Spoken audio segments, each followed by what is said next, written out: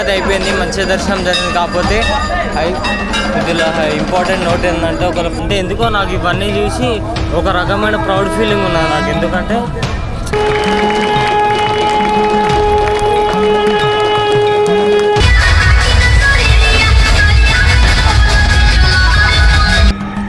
కనబట్టుకున్నా నేను, సవాళ్ళు కలుతూనే ఉంటాయి ఇప్పటికి. ఇక్కడ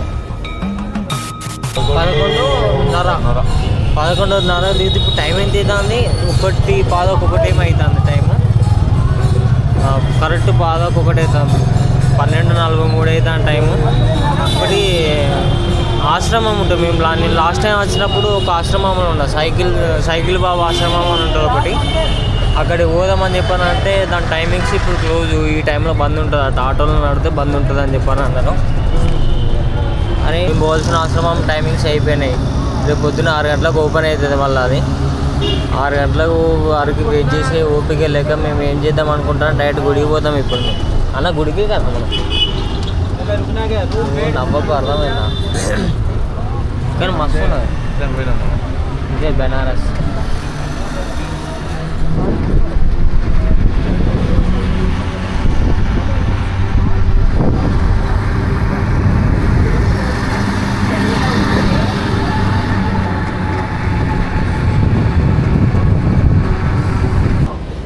ఆటో అయితే దిగినాం కానీ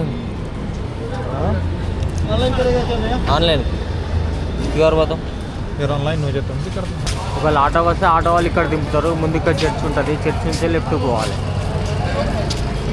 ఈ శివరాత్రి అని చెప్పానని పోలీసు వాళ్ళు నార్మల్గా అయితే ఉండరు. ఇక్కడ ఈ చర్చ్ గుర్తు పెట్టుకొని ఈ చర్చ్ నుంచే లెఫ్ట్ తీసుకోవాలి గుడికి పోవాలంటే. ఏం టెన్షన్ అవ్వాల్సిన అవసరం లేదు. మస్తు మంది తెలుగు వాళ్ళు ఉంటారు ఇక్కడ, మస్తు మంది తెలుగు వాళ్ళు ఉంటారు. ఇప్పుడే దిగినాం, ఆటో దిగినా ఏదైనా ఒక ఘాటు పోదాం అంటే మేము యాక్చువల్లీ ఫస్ట్ మణికర్ణిక ఘాటు పోదామని చెప్పి బయలుదేరినాం. కానీ అడ్రస్ మ్యాప్స్లో పెడితే అది ఎంత కిలోమీటర్ చూపిస్తాను, ఏదో అందరు పోతాళ్ళు ఆ దారికి వెళ్ళి మేము కూడా పోతాము. ఘాట్ జానే రస్తా ఏనా. Thank you. వీళ్ళందరూ గుడికి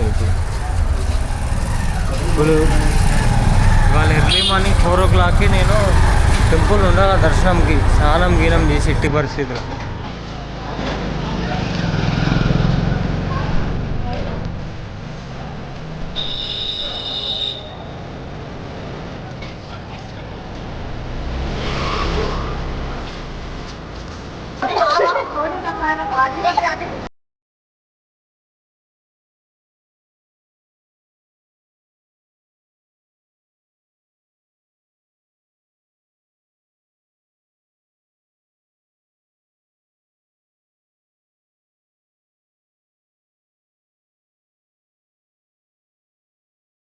నేను ఇప్పుడు ఈ ఘాటుకి ఎటు సబ్బు తీసుకున్నాం అనుకో, డైరెక్ట్ పోయి ఫుల్గా స్నానం చేసేసి డైరెక్ట్ బాయిదారు కూర్చున్నాం.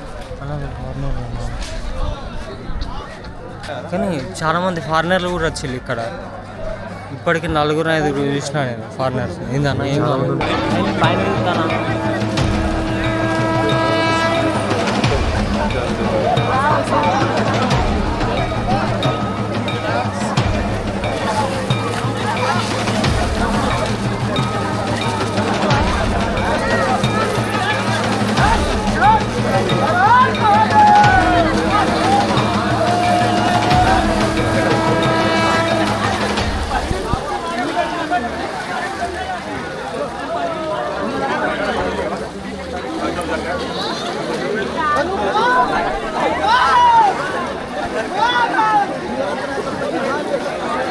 పొద్దున 3 గంటలకు స్టార్ట్ చేస్తే దర్శనం గేట్లు లైన్లో నిలబడ్డ. పొద్దున 3 గంటలకు నిలబడ్డ లైన్లో.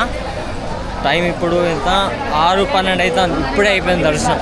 అంటే దర్శనం అయిపోయింది కరెక్ట్ 6 గంటల దర్శనం అయిపోయింది నాకు.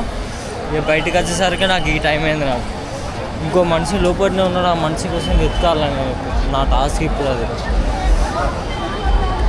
అలా రెండు ఫోన్లు నా దగ్గరనే ఉన్నాయి.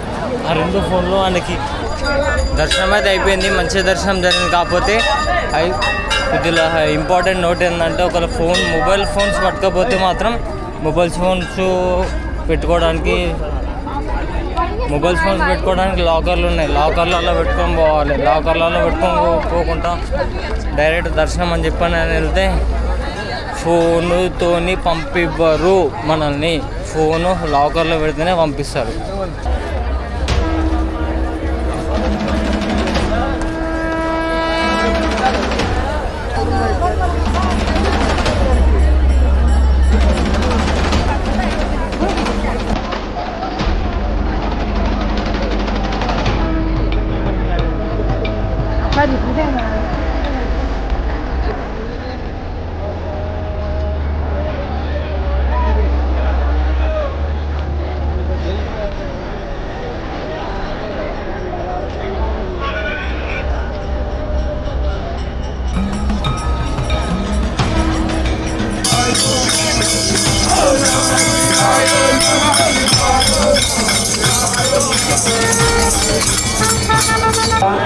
विश्वास न करें।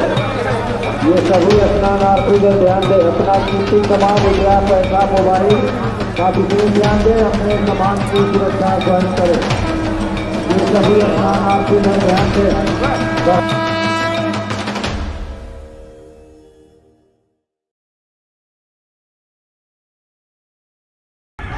శ్మశాన వాటికి ఉన్నా నేను, శవాలు కాలుతూనే ఉంటాయి ఇప్పటికి ఇక్కడ.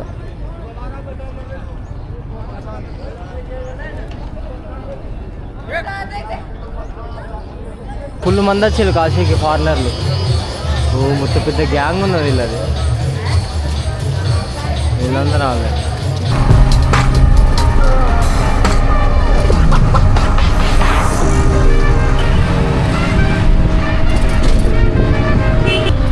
బ్రిడ్జ్ ఎక్కితే వ్యూ ఎట్లుంటుందో చూద్దామని చెప్పారని బ్రిడ్జ్ ఎక్కినా ఇప్పుడే. ఇప్పుడు నేను ఉన్న ఆటో టుక్ అంటారు ఇక్కడ, చిన్న ఆటో బుడ్డ ఆటో ఒకటి, ఇది ఎక్కినా నేను. బ్రిడ్జి పైన ఉన్నా, నీకు ఎట్లా కనబడుతుంది తెలియదు కానీ నాకు అలాగైతే మస్తు అద్భుతంగా కనబడుతుంది. కింద వ్యూ, కింద గంగా వాడుతుంది. గంగలో మొత్తం ఇక్కడ నుంచి అలా కనుచూపు మేరే వరకు మొత్తం అన్ని బోట్లు కనబడుతున్నాయి మొత్తం.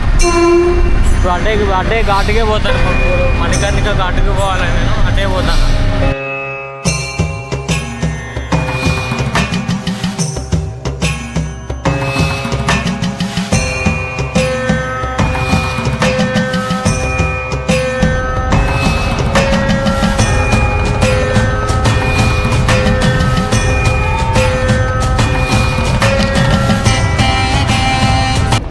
ఇది నైట్ వచ్చినాక చూపిస్తా, నైట్ హైలైట్ కనబడుతుంది.